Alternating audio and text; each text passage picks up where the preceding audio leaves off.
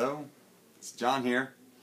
We're going to talk about No Not One, the second guitar part, in the key of G. The parts are there's a lot of little voice leading things going on in this one. It's kind of fun. The chords are there's some stretches involved, so make sure you get your guitar kind of up, neck pulled up so your wrist is not like this. Actually straightens out so you can actually make some stretches. So it's always easier to do that with the neck kind of up a little bit. So you do this.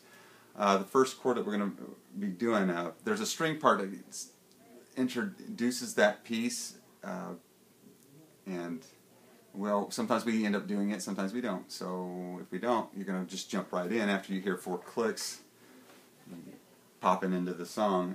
It starts off on a C major. It's a C major bar chord, form 6. That's on the 8th fret of the 6th string. Here is where you're kind of barring that whole fret right there. The deal is on this is you're probably going to only play the top 4 strings on that, and then the bottom, these guys, not so much in the first couple of chords. And so you're going to hit the C, and then you have the G here, another octave C, and then you have an E here. So it's going to end up going 1 and 2 and 3 and 4 and okay. And as the clicks going on a pretty good tempo, it's at 115, so it's pretty up. Okay, next chord. This one's kind of it's kind of weird because you're actually kind of, the outside voice is the C and the E here. They're going to spread out. You're going to drop the C down to B. And this is a G over B here, like this. It's actually a C major 7 over B on this voice. And so my first finger's on the 7th fret of the 6th string. That's your B. Now I'm making a kind of it looks like a really huge bar, like a power chord, but you're doing with a 6th here, and it's a minor 6th. And your G is up on here on the 10th fret with your 3rd finger. Now a lot of you will probably want to do this, but you can't because you're going to need that pinky for something else. So it's 7, 10. And then right below it is on the 9th fret of is our B, the octave. And then we're going to add the F sharp here at the top. Now what's missing in this chord is the 5th of the chord, which is your D. You don't have that in there at all. So you're going to root 3rd and 7 is what you have in these. And the 3rd's in the bass. So your outside voices, you can hear the voice leading going.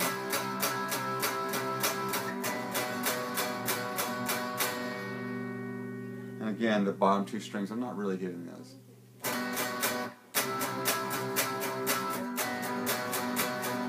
Okay, the next chord is going to be just a regular E minor off the 5th string. But I also use the low E because it's kind of makes the voice kind of spread out even a little more. So you have the low octave E open. So it's 7, 9, 9, 8. And I'm holding that bottom string. I'm not letting that one in. So again, the voices are going outside. It's like.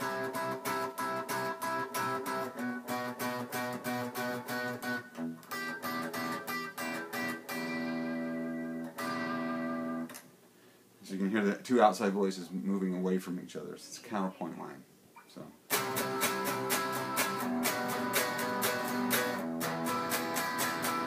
Okay, now at this point you can't do a lower D, so it doesn't spread out anymore. You're going to octave displace the D. That's for the next chord. And I'm doing a D5. I'm not putting in the 3rd at all in this one. And the way that a D5 normally looks is like you have just a bar chord version, or not, or a power chord version, I should say, not bar chord. We're taking that in order to get this this high A here, we're gonna put our third finger here. It looks almost really like a G chord, as if you're using a kind of a capo there. But you're not going to be hitting that third in there, so just take your third finger and hit the 10th fret of the top string, and mute off that 5th string with your same finger there. So you can hit both of them, but you're only hitting the one, the D, in there. This first finger is down here at the 7th fret, going across these two. Your A and your D again. You have another A at the top. And that's pinkies on the 2nd fret of the 10th, 10th fret of the 2nd string, Mr. Dyslexia. Okay. It feels a little odd at first, but when you get used to these, it's kind of cool because you can do some things where you can add a 9.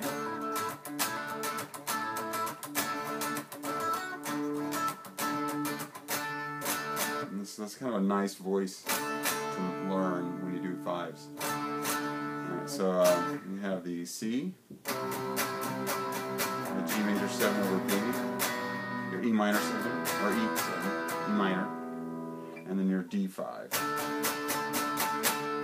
So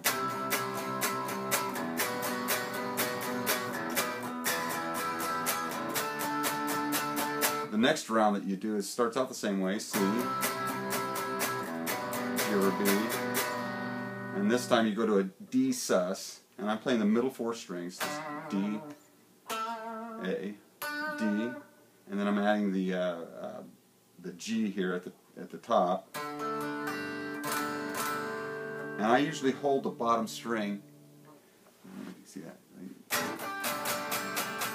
So I don't have it ringing, because sometimes you hit something that you don't want to hit. It sounds awful. Like a trick. You strum right through it, makes no noise.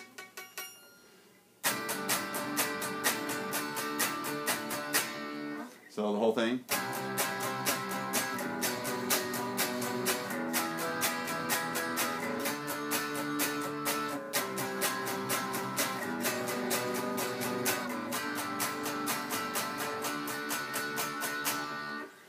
If you notice, that's the same thing you have for the chorus also. So that's an introduction, the intro, and with minus the string part that comes right before it. You're not going to play that. And it's also your choruses. Okay, once it gets in, after it gets through there, you're going to hear the verse, and you kind of lay out for the first half of the verse, and then you'll have a little line, kind of like a. And if you watch what I'm doing here, I'm just playing the D open, and then I play the G open, then back to the D, and then I go to the 2nd fret of the G string, which is an A. I'll let it ring. It's kind of a soft, muted sound. Screen back there. Shiny. And then you can play that through the pretty much all of the chord changes and get away with it if that's all you wanted to do. But I actually like hearing the bass note change on those. So I'll do the D, and I'll add a C in the bass in this one for the next chord change there.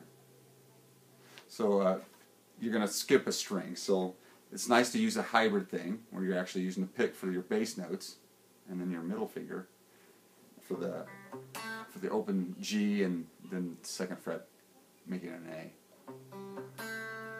It's nice to jump over like a string skip thing.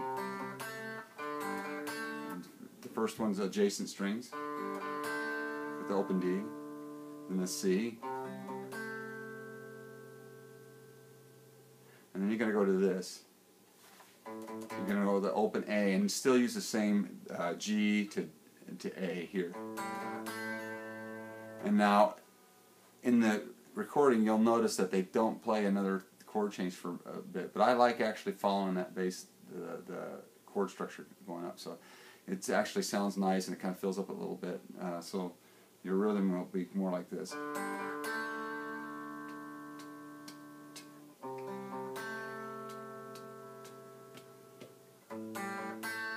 Climb up back to C, and back to the D. And that's as far as it is, because you're on the second half of that pre-chorus. No, I'm sorry, not the verse. And then it goes into the pre-chorus where you're going to have kind of a muted C thing going on, C5. Then just expose the A string and hit the same two strings here in the middle off the 5th fret, your G and your C. It gives it an A minor 7 chord there. So it's going C5.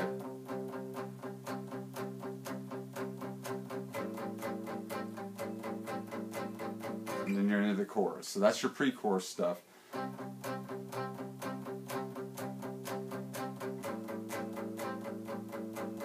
you go into those other chords.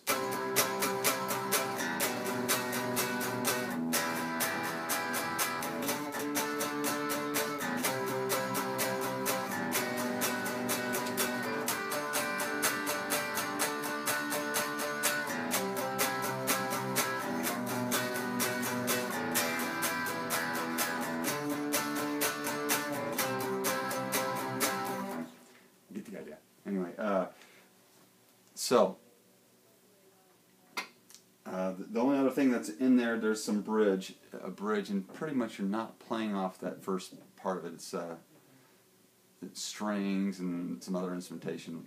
You can build into the last chords at the end of it, just because it starts building up at the end. So just kind of play those chords and bring it up in intensity, and then when kick into the chorus again. Use the same other chords there. All right, enjoy. Take care.